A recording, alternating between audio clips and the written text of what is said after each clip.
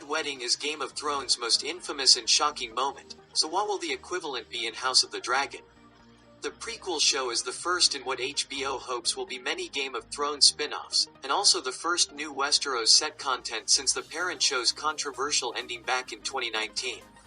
That means House of the Dragon, which begins around 200 years that series events, will have to both build upon its legacy and win back viewers who were left disappointed by Game of Thrones Season 8.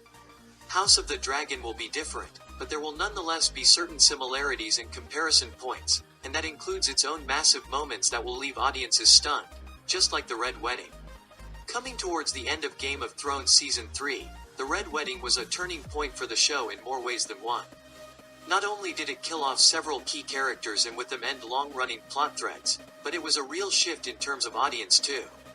That's true for both cementing the idea that anyone could die, if Ned Stark's death in Game of Thrones Season 1 hadn't already, and for the show going from a solid hint into a transcendent one. The series leapt from averaging just under 5 million viewers per episode in Season 3 to almost 7 million for Season 4. The Red Wedding reverberated around the internet, becoming a shared cultural experience. TV itself was changed as other shows attempted to have their own version. That will extend to House of the Dragon too, in a way. Wisely, House of the Dragon won't just be copying Game of Thrones, but there will be comparisons, and that will include the question of when its Red Wedding will be. Given how shocking it was, then it makes sense to look at when a similar scene might happen in House of the Dragon, and the answer lies with two characters, Blood and Cheese.